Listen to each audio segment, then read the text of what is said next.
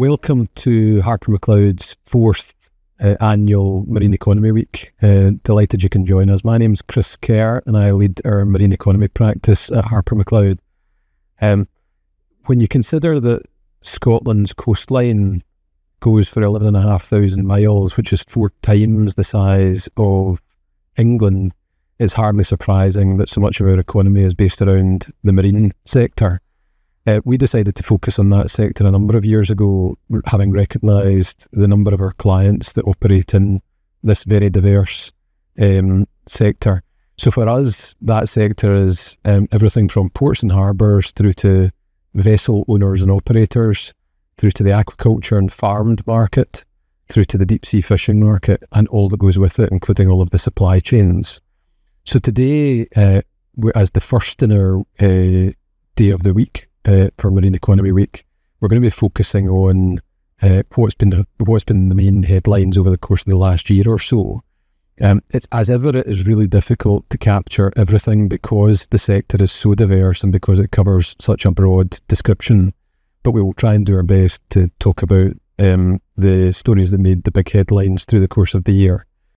Our offices in Glasgow and Edinburgh, our physical presence in offices throughout Inverness, Elgin, Lerwick and Thurso puts us at the heart of the action in the context of the marine economy. And what we'll try and pull out in our discussion today is also some of what we're seeing in our desks and what our clients are up to across the sector. Our programme of virtual events through the course of the week will be updated as we go, and you can see the detail on our website, on the socials, and also in your inbox. So please feel free to register for any of the events, or you can catch them on one of the catch-ups available. I'm joined today by 3 of my colleagues in the Marine Economy team, and they are Ewan Pirrie, who heads up our Major Projects and Infrastructure team, Omar Ali, who heads up our Renewable Energy team, and also Ashley Fleming, who heads up our Immigration practice. Between the 4 of us, we will try and, as I said earlier, pull out the headlines that have caught our respective attention over the course of the year. So I think I'm going to start with you, Ewan. Thank you for joining me. One of the big announcements during the course of the year has been to do with the green free ports, of which there are 2 in Scotland. We've been working hard with one of the free ports in Inverness and Cromarty Firth. Do you want to tell us a wee bit about what's been going on there and where we are with the green free ports? Yeah, no problem, Chris. Inverness and Cromarty Firth green free port is a really big news story for the whole of Scotland and indeed the wider UK. It's got really ambitious predictions for job creation. The stated figure is 11,000 plus new jobs in the Highlands area, which will be invaluable.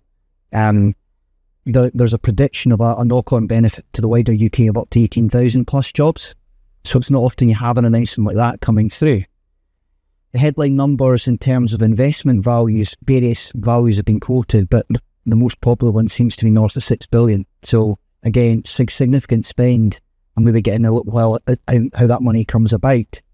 So a really, really significant opportunity right at the heart of the Highlands, which obviously, as you said, is an area we're very active in. Personally, it's been great news for me to get involved in it. I've been working with the ICRQS, as we call them. Snappy. That doesn't roll off the tongue too easily. Quite extensively over the last year. We advised the company on the drafting, negotiation and signing of the tax site delivery agreements. There were 10 of those with 10 different landowners, and we did that in the first quarter of this year, successfully completed. At its heart, from a legal perspective, the tax sites within the Green Free Port are really, really important. They are meant to be the engine room that stimulates growth through various tax breaks. So there are 10 of them in the north. The tax breaks are 10 tax sites, Chris, yeah. Right. 10 tax sites, 10 different landowners. The key tax benefits that the owners of that land, and then ultimately people who come in and do relevant developments within the tax sites, are really 4 things. There is an enhanced capital allowances regime really accelerated tax relief on equipment, but also the capital build. So really accelerated capital allowances benefits. There is a tax relief in relation to a certain class of national insurance contribution, which is obviously paid by the employers. So a lower tariff in terms of staff who come and work in the Greenfreeport area within the tax site. There are certain, for all the property lawyers out there are certain LBTT, land and building transaction tax reliefs. That's obviously on sales of relevant land or indeed leases of relevant land.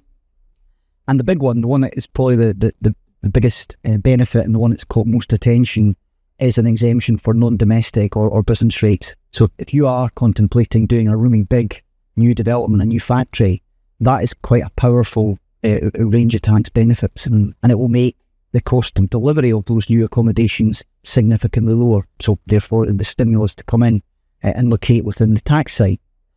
The benefits, as I say, are meant to stimulate investment in new business premises, to drive economic regeneration and create some really significant employment opportunities. I've given some of those quotes of the kind of number we're talking about. It's super significant, certainly in the context of the North. The benefits are available for up to 10 years via a designation through UK and Scottish government delegated legislation.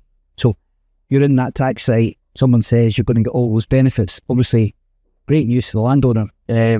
So the idea behind the tax site development agreements was to capture some of that benefit back for the Greenfreeport company, and through that for the wider public. Specifically and quite innovatively, this wasn't done in any of the other Freeport bids elsewhere in the UK. Of which, just a note in that is that there are 8 other Freeports in the UK. Yeah. What Inverness did, which was quite clever, was they made provision for Greenfreeport levies or fees. So obviously you were getting those tax benefits. They wanted to have the ability to be able to run their own company, finance their own company, to contribute to the effort of making those very good employment creation opportunities happen, to act as a strong advocate for inward investment, basically to talk up for the higher ones and why you should come and locate there. So those funds are available. They're paid initially by the landowners whose sites are within the tax sites, and as additional parties come in and acquire what we snappily define as a qualifying interest, so a lease of 10 years plus, generally speaking, or ownership of the land, part of that payment will be passed on to those incoming proprietors. So the idea is some of the benefits they're getting are clawed back through a contribution to the operation of the Greenfreeport. The way the Greenfreeport is very much there to support net zero journey, certainly in the North, it's a major focus. Which is the emphasis on, that's why Scottish Greenfreeports are called Greenfreeport. Why they were called green, and very much it's to support the net zero objectives. Specifically, we'll come on to support services into the offshore wind opportunity in Scotland, which I know Omar's going to go into quite a bit more detail about later. But what was quite clever done is they were structured, the payments of the fees increase as a site gets closer to economic activity. So if you sit with a field, it doesn't have a planning permission, but it's in reasonable proximity to the water, so within a tax site, so it starts at a certain level. As it becomes a higher level of classification in terms of its readiness for supporting that economic activity, the tariff goes up. And indeed, the tariff goes up significantly higher if the land is ultimately used for a non-supporting facility. So if you had the great example that was quoted was if we had a load of casinos opening up in the north of Scotland, obviously that wouldn't be terribly well aligned with Greenfreeport objectives, and therefore there's effectively a penalty, we have a higher payment applying. So very clever to support the operation of the company, but also to help the company deliver its objectives. Mm-hmm. The other thing they did, which is really quite clever, was I mentioned there's an employer's national insurance contribution tax break available to, it relates to employees who work within the tax site, certainly, and dedicate substantially their time within the Greenfreeport area. That, there's a partial clawback of that in the north, and not all of it, but part of it, to support a skills and development fund. And so they call it their powerhouse. That is bringing in support of, obviously, Highlands Islands University, the Highlands of Islands, to deliver really critical training to local population who are looking to retask, retrain and repurpose themselves to find these economic opportunities which the Green Freeport will provide, which again is a really good idea. You know, you can't deliver the economic growth and the success of the region without the people. So having a direct financial support through the Green Freeport was a really good idea.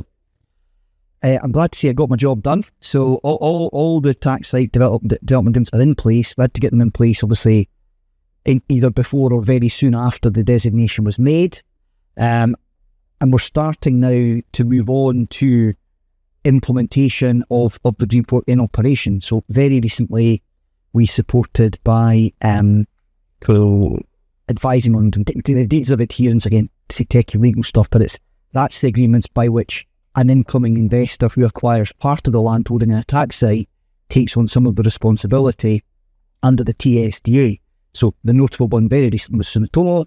I know, again, Omar is going to say a bit about them in terms of the purpose that they've come to Highlands for, but their site for their new factory is spread across 3 separate tax sites within the Green Freeport area, Portneck, and 2 private landowners areas. So we had to have a bit of a variation to make sure that Sumitomo took on their fair share of the Green Freeport levies, and we supported that process. So turning our attention to the Central Belt, there are also significant opportunities presented by the 4th Green Freeport. Like the North, it definitely has a support for the net zero agenda as part of its purpose, but it's also about retasking, reskilling Grangemouth. Obviously, Grangemouth is a fairly significant polluter at the moment, or a contributor to carbon.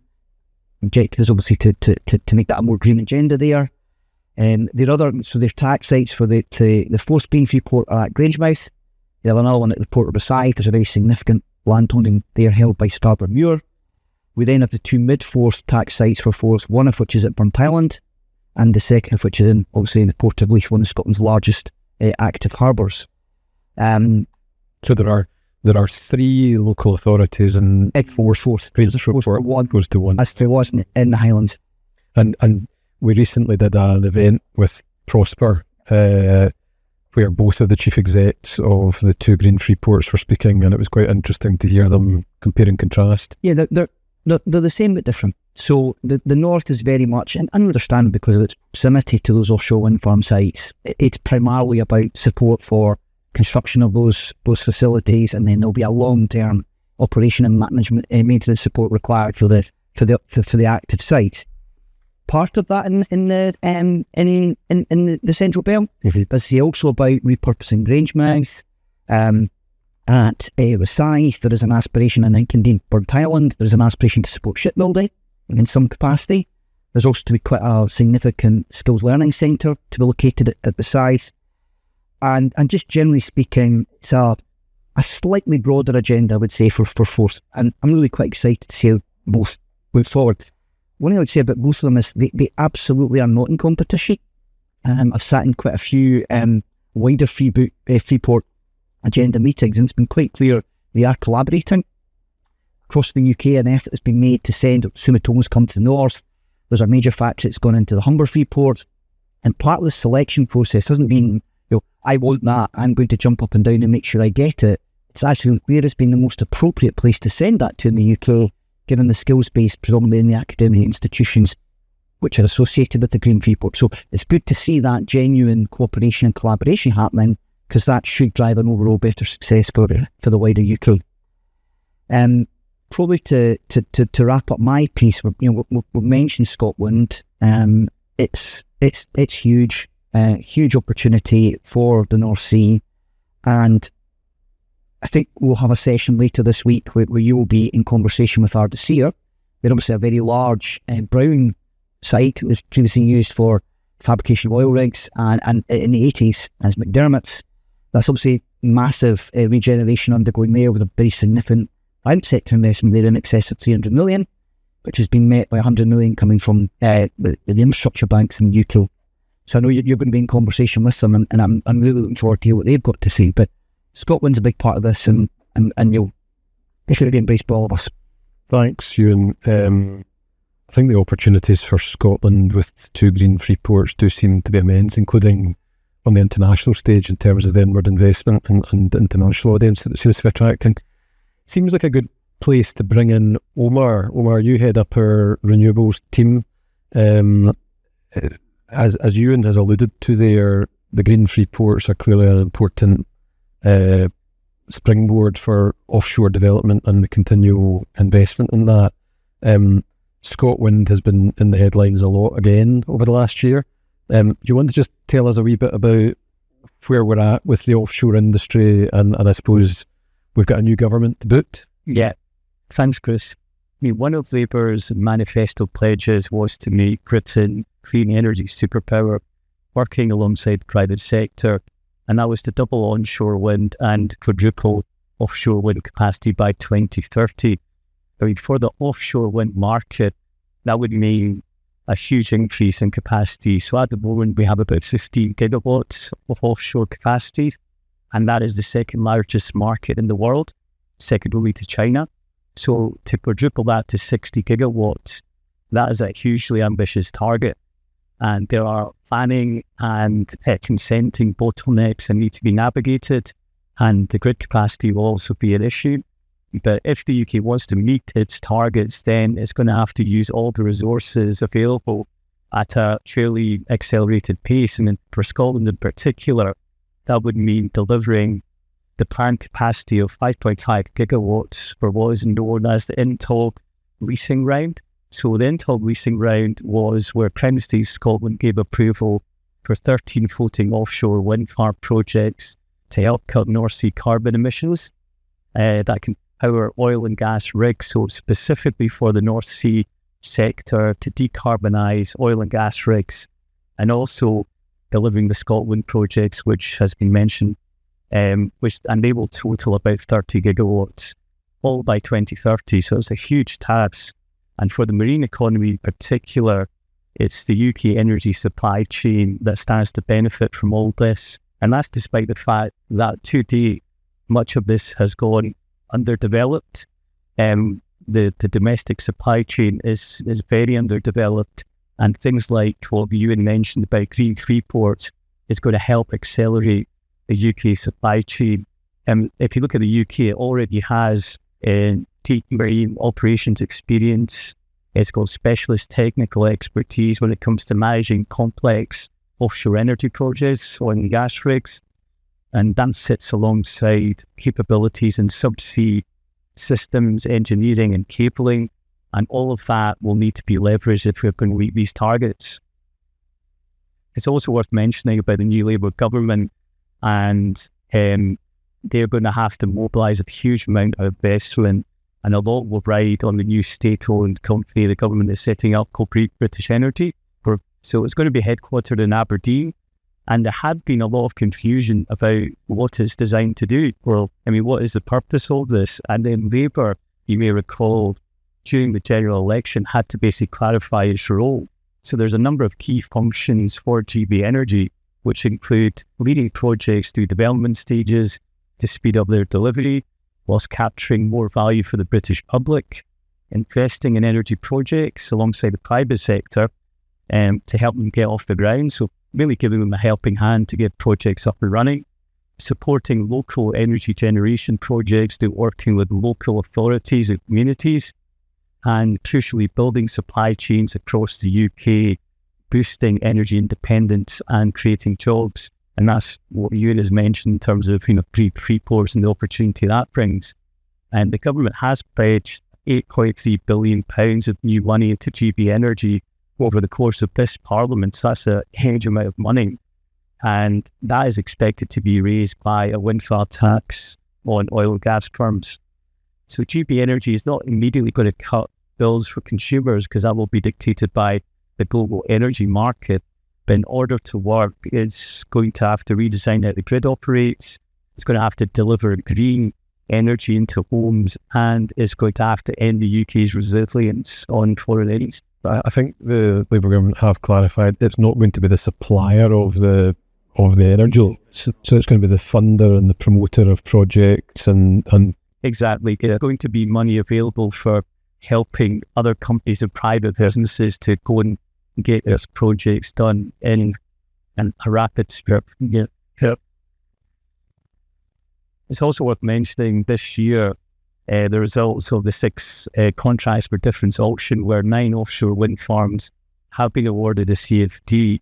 And that's in contrast to last year, because you may recall last year when we did the opening fee for Marine Economy Week, no developer bid for an offshore CFD because the guaranteed price, which was offered by the Conservative government at the time for electricity generated by offshore wind farms, did not take into account the higher cost of construction, which had risen as a result of inflation. So all offshore wind developers were having their costs really escalated because of inflation. So these offshore wind projects will generate about 5.3 gigawatts between them. And 3 of these projects are located in Scotland, including the first Untalk project, which is being developed by Greenvolt, which is a floating offshore wind farm, which will have a capacity of 560 megawatts. That's all good news, but if the government want to achieve the targets of 60 gigawatts of offshore wind, then they're going to have to increase their budget for future auctions, because 5.3 gigawatts is quite a small number if you're looking to develop an additional 45 gigawatt capacity. So there's a lot to do before 2030. Where's it all going to go? Well, that's where Eastern Green Link 2 comes into play, which is a £3.4 billion subsea cable that's been designed to help harness the potential of all the UK's offshore wind power. It can shift 2 gigawatts of high voltage electricity between Scotland and England, and it was approved earlier this year in just 5 months. And that was as a result of Ofgem's fast track processing. So Eastern Green Link 2 consists of 2 315-mile cables which will run from Peterhead to Drax in North Yorkshire. The vast majority of it will be under the North Sea. And although the cable can carry electricity in both directions, it's expected that the vast majority of it will be delivering electricity from offshore wind farms in Scotland to the centres of demand in England. And the connection will be large enough to carry electricity to 2 million homes and is due to be operational by 2029. So you can see sort of the first steps in terms of trying to harness all this potential offshore wind power, from Scotland into England. And there's another 3 subsea cable superhighways are proposed later on. It also highlights that when there's a mood for change or speed to deliver that in 5 months, and from a consent point of view, it's pretty impressive. It's very impressive considering all the bottlenecks in terms of planning and other issues that developers had to face. So this is very much a change in approach, and I think it's going to have to be like that if we want to see these targets delivered. And of course, the other interconnector or subsea cable that there's been a lot of press about is the one from Shetland to the mainland. So I've actually just flown down from our office in Shetland last night, and there's a lot of conversation about the impact of that and the potential for joining Shetland up to the UK grid for the first time ever. Yeah, I mean, that's, you're utilising areas, remote parts of Scotland which are incredibly windy, that can generate a huge amount of electricity. And now that you have this subsea link to the mainland, it can be delivered to centres of demand. Later on in the week, I'm going to go into more detail on these topics, and I'll be speaking to William Black, Director of Independent Renewable Energy Consultancy, REAM.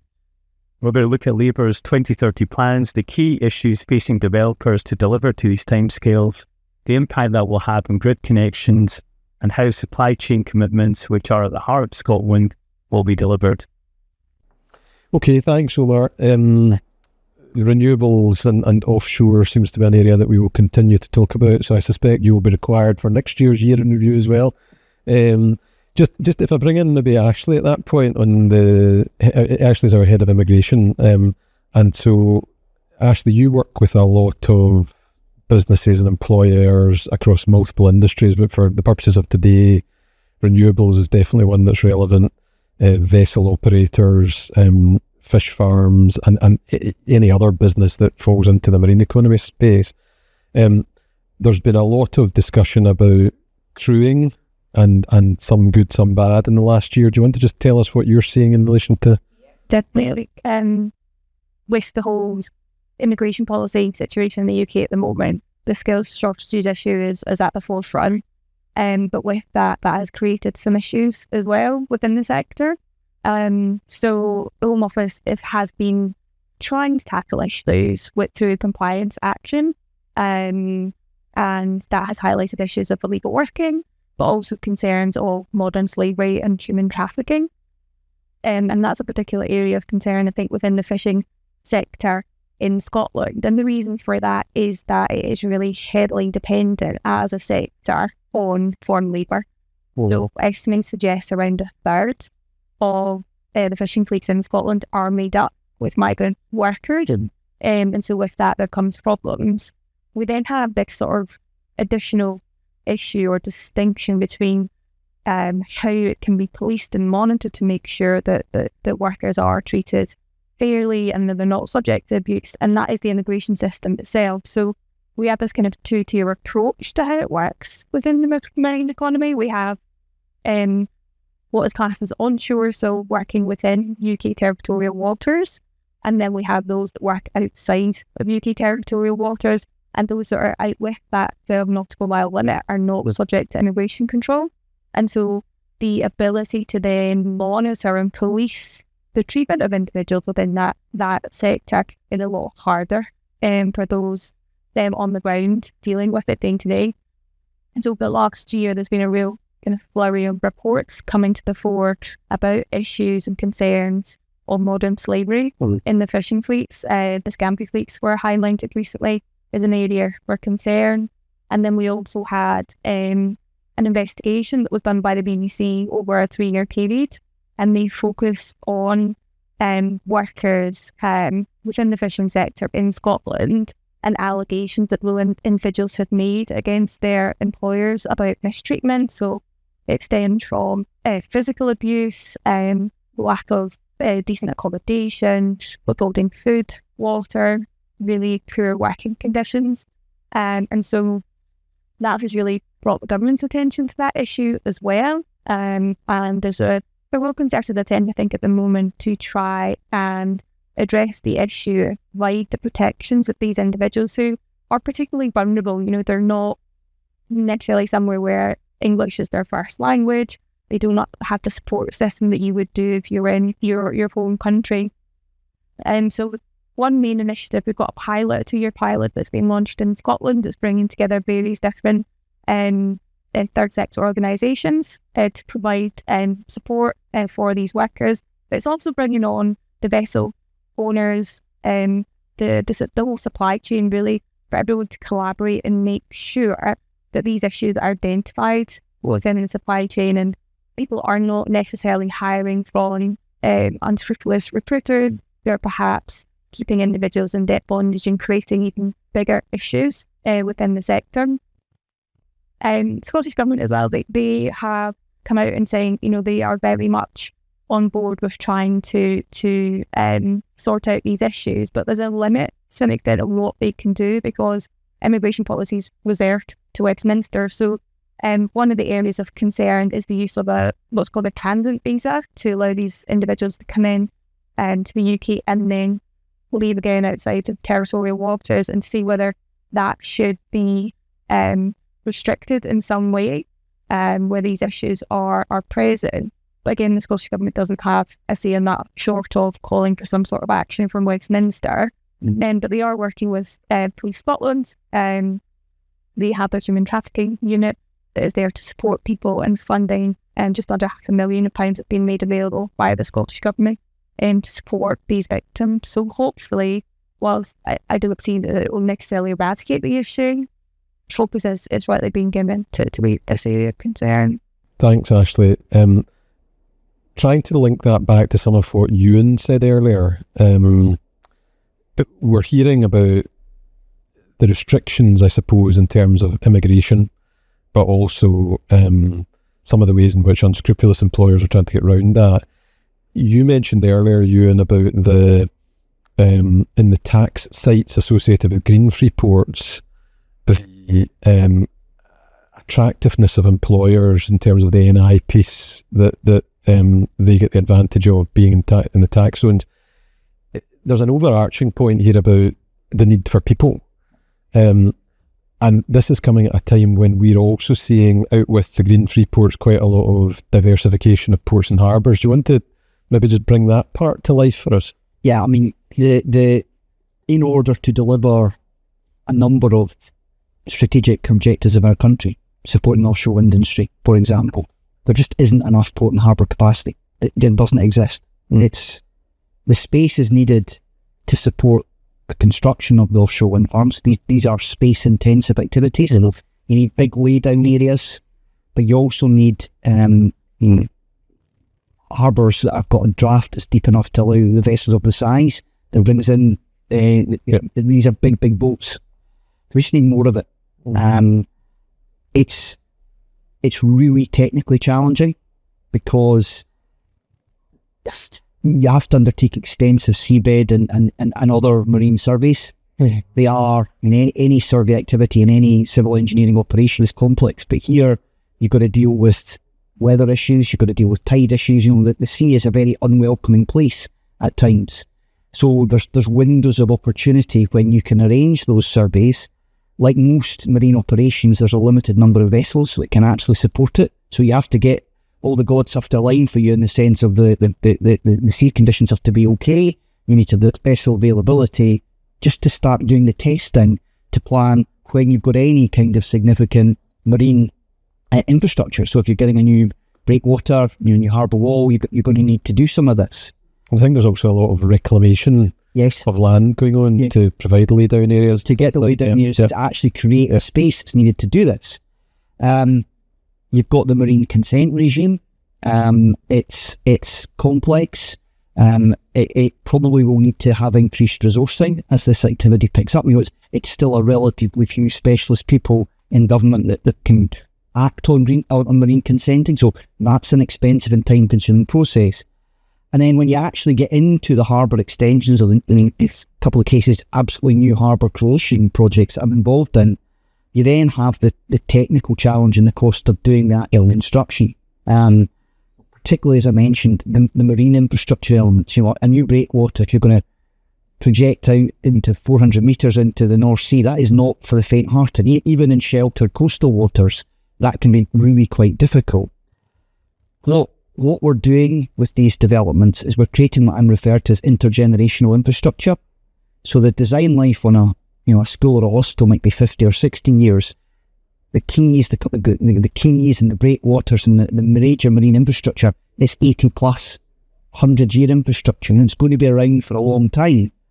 And what we're trying to do is finance that over a conventional 20, 25-year period, or perhaps even shorter. So the cost of finance to support these developments is challenging.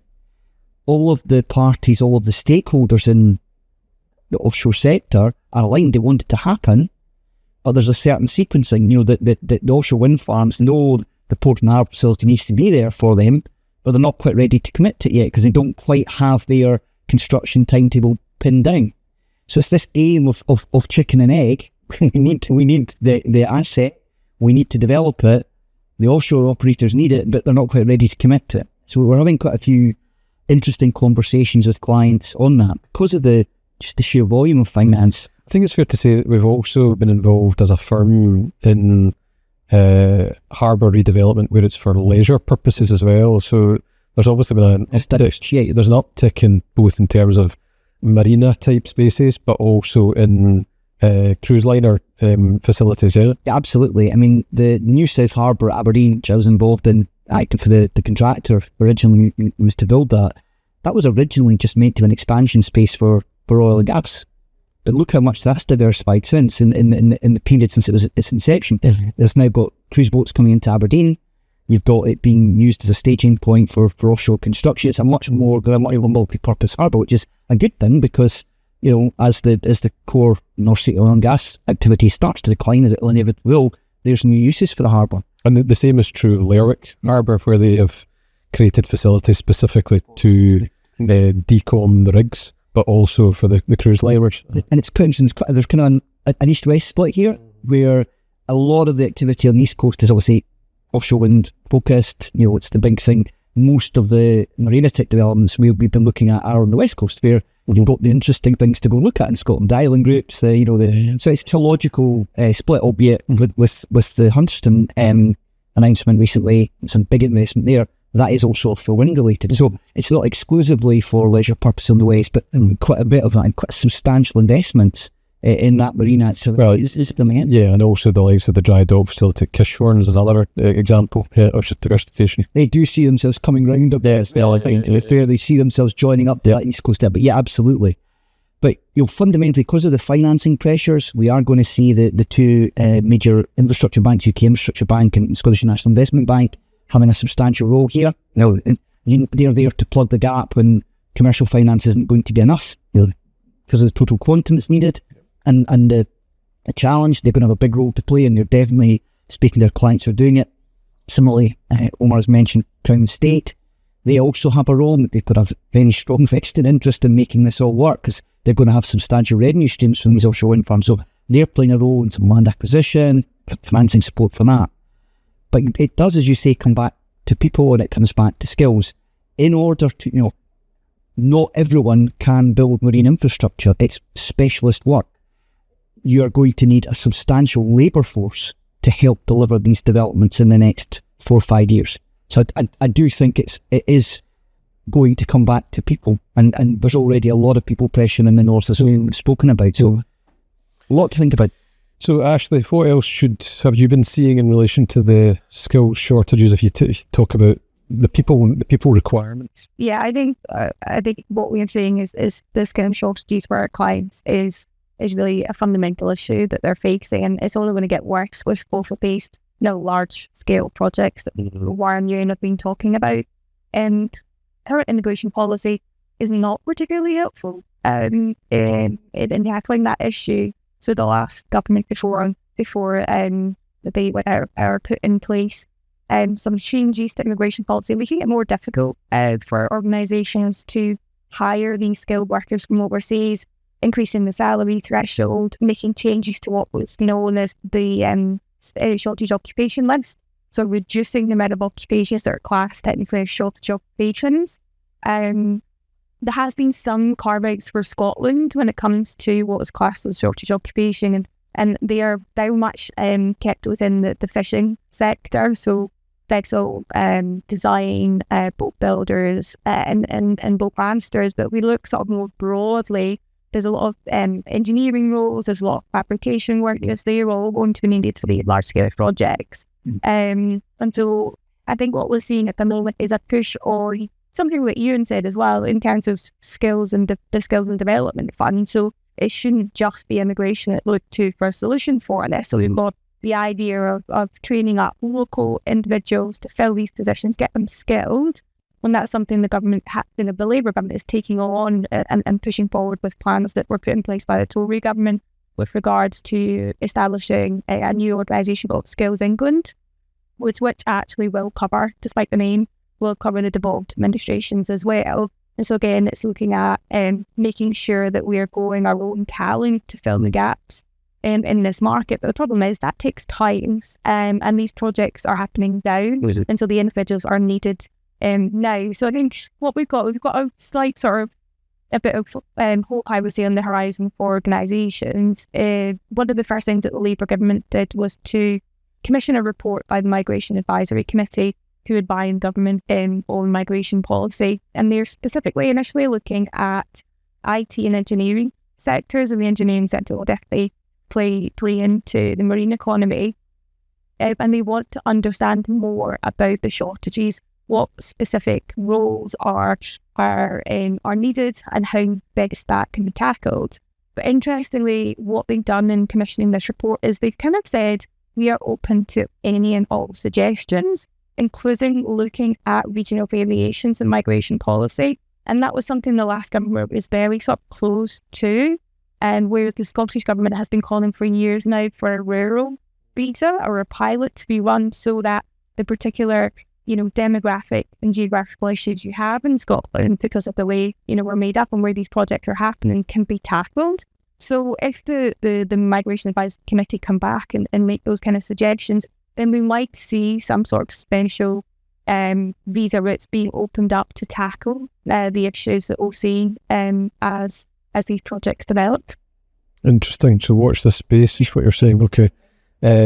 Thanks, Ashley. I'm conscious we've spoken an awful lot about macroeconomic policy, government initiatives, some huge mind-blowing numbers being mentioned there, but there's a lot going on in the traditional industries associated with marine, and you're the closest in this business to them.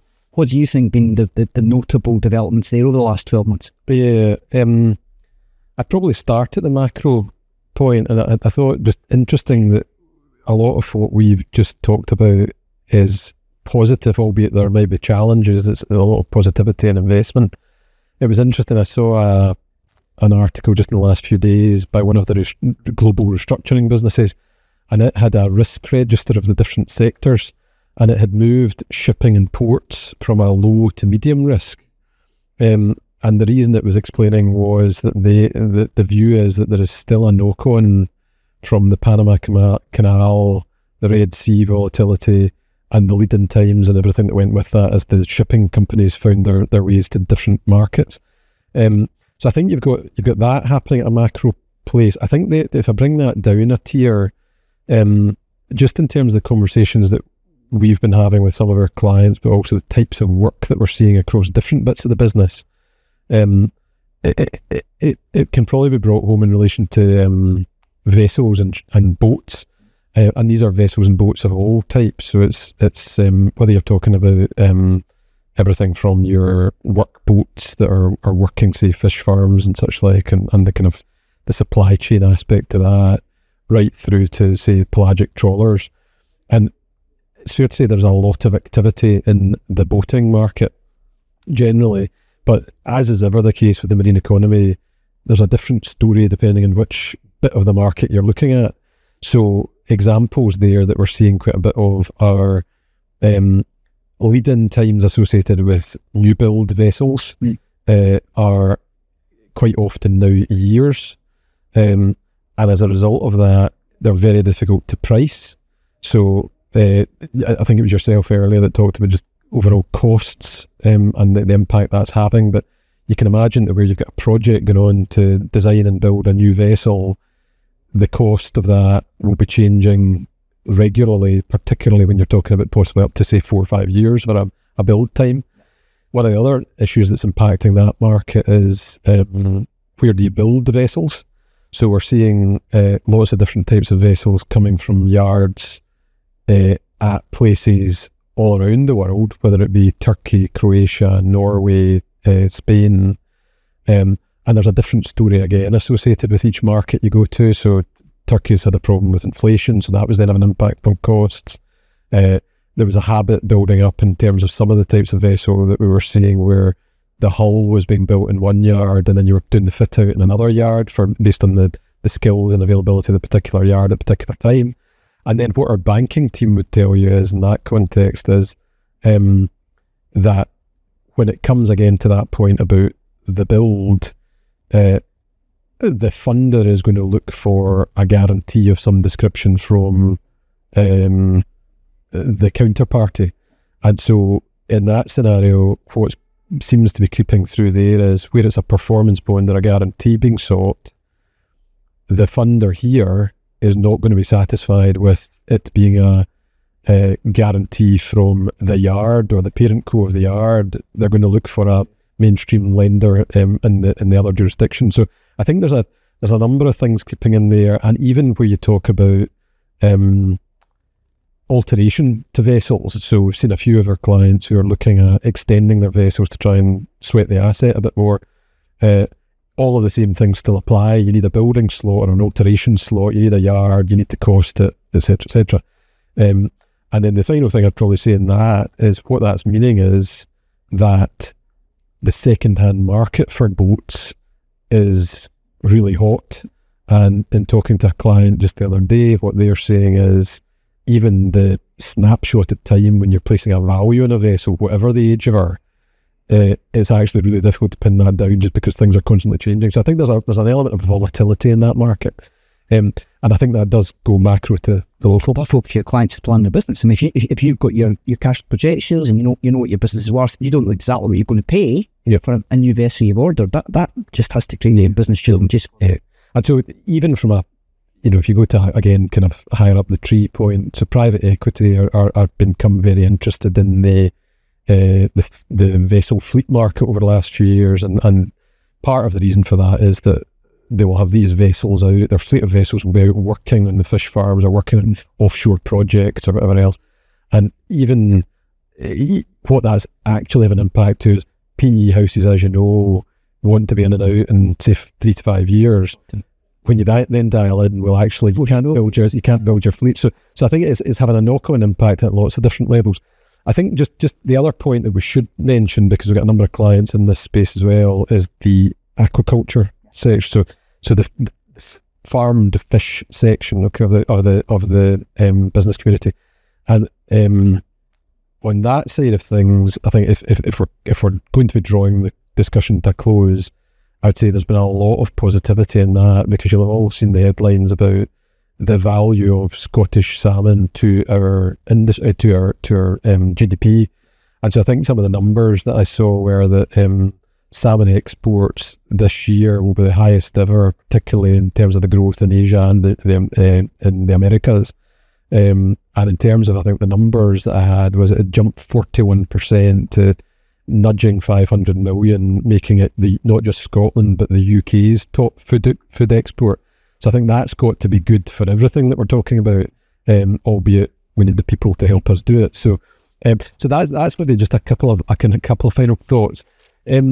I think we should draw our discussion to a close there. So thank you to my colleagues for joining me. A slightly different lineup this year than we've had over the last couple of years. So hopefully that brings to life some of the diverse projects that we are certainly seeing across the industry, but also just some of the opportunities and challenges that might be down the track, if not already. Thank you for joining us for this, our year in review. Please join us for the other events happening over the course of our Marine Economy Week. And as I said earlier, you will get the details of those on our website, probably on the screen beneath me, and also on our socials as well as in your inbox. Meantime, thank you guys.